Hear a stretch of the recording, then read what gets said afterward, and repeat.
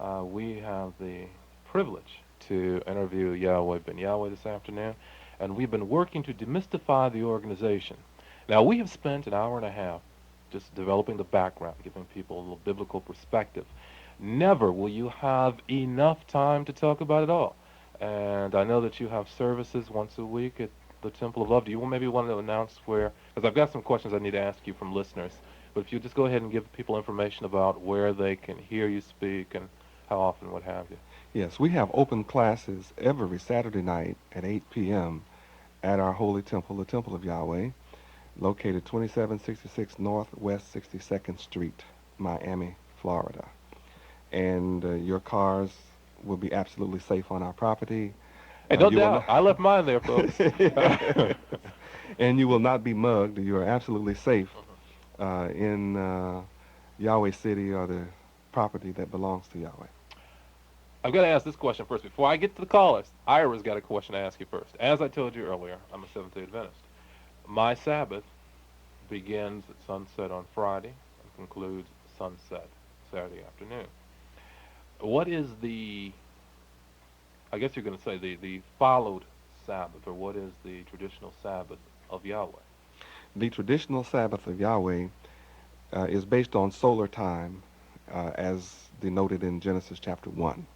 Yahweh made the sun the ruler as opposed to lunar.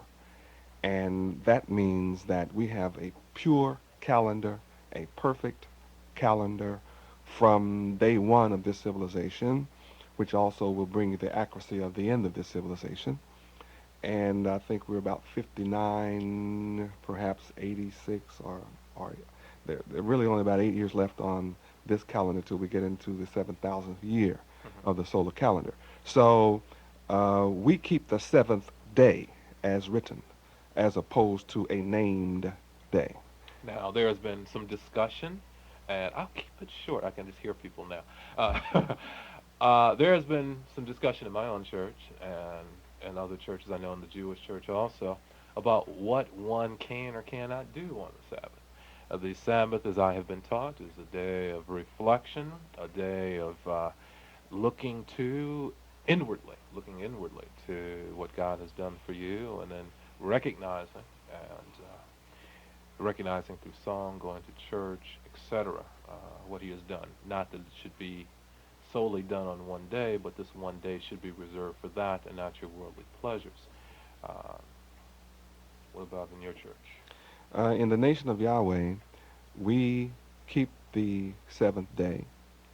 Now, we have a problem because that is twofold. Hmm. Number one, the 6 days that work is done also refers to the 6,000 years that the work of the wicked one would be allowed. And we read in the scripture the key to that is 1,000 years is but a day with Yahweh. Um, then we move into the 7,000th year, which is the earth is going to get a rest from all of this wickedness and evil that we see Hmm. on the earth today. And this rest is going to be permanent, as opposed to some thinking that there's going to be a reprieve for 1,000 years, then Satan will be loosed again. We have to Hmm. go through this same problem all over again. No. My coming signals the kingdom of Yahweh, the government of God, being set up forever, and it shall never diminish. So that's the first Sabbath begins at the end of this rulership, which All is right. very short from now. And then the other is the actual seventh day that is kept holy as man talks about it. Yes. I have a problem because how can I take a day of rest when there's such a short time for my people to be saved and delivered and redeemed from But destruction? even Christ, as we learned, I mean, He still healed. He still performed miracles. Though He did seem to pace Himself, and He did take a determined effort to rest and to recognize His Father on that seventh day or that Sabbath day as we know it. So, though your work is urgent and the time is short, you still try within your abilities, I would assume, to take a rest. But your followers, your disciples, or your workers, the members of your church, what are they allowed to do and not to do on that Sabbath day? The laws of Yahweh are very clear on what we should do and should not do. We follow those laws as best we can. Now remember, um, the nation of Yahweh is not sovereign in America. Therefore, we constitute a nation within this nation. This nation, called America or the United States, works on Monday through Saturday. Sometimes they honor Sunday. They used to really honor Sunday. Today, people do work 7 days a week. So when you work on a secular job, Black nationalism versus black separatism. neither. I advocate neither. To buy black nationalism and to buy black separatism is to buy into the skin color game. And I'm not about blackness. I'm about Yahweh and the message of morality, the message of good versus wickedness. So it's just not about that. When we bring knowledge to our people, the so-called black people of America, notice I always use the term so-called. When we deal with the so-called black people of America, when I deal with our nationality, it's a matter of identifying who we are. And I never identify us by color. I identify our nationality as Hebrew Israelite. The so-called black people of America are Hebrew Israelites by nationality. Our history is Hebrew. Our culture is Hebrew. Our language is Hebrew. And we are the children of God. I'm not saying anyone else on the earth is not children of God. I'm saying we are the children of God. And we need to know that. And that we didn't just come from Africa. We have a history. And our history is Hebrew. We are the people of the Bible, from Genesis to Revelations. Okay, this one is from Miami. When God revealed himself to Muhammad, he said that in the name of God, he is the only one. There is no son. That's from the Holy Quran, last book of mankind. How can you be the son of God? The Holy Scriptures teach that in the beginning was Yahweh. In the beginning was the Word. The Word was Yahweh.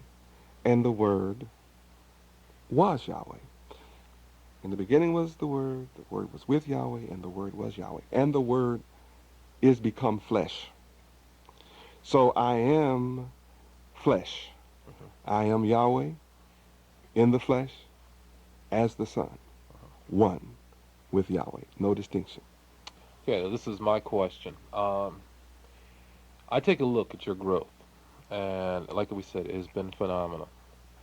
And my concern is this, and it takes a lot of capital dollars to do some of the things that you have done.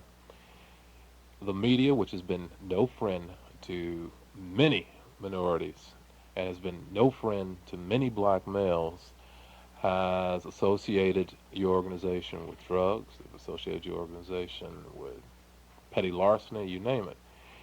How have you been able to generate the startup capital to build and to expand as you have been doing? First, by being righteous, being holy, by setting myself aside to the exclusive use, for the exclusive use of my Father Yahweh's will on earth.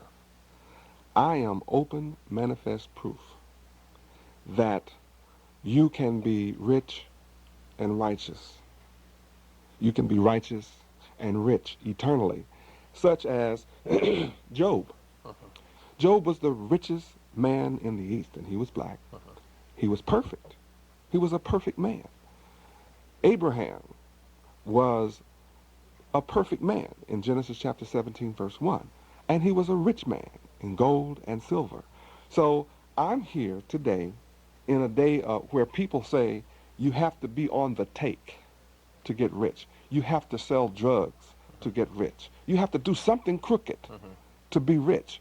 I'm proving that the opposite is true. Well, let's put it this way, all right? And the reason I don't want to give that a lot of time is I heard the same thing about Jesse. I heard the same thing about Andrew Young. You're still hearing about Dr. King. There does seem to be a and because your skin is black, though you do not recognize color, there does seem to be an incredible attractiveness, all right, to go after black males who are successful, whether they are son of God or whether they are the son of a heathen. And that is a bond you share, and you're going to have to deal with that in this world.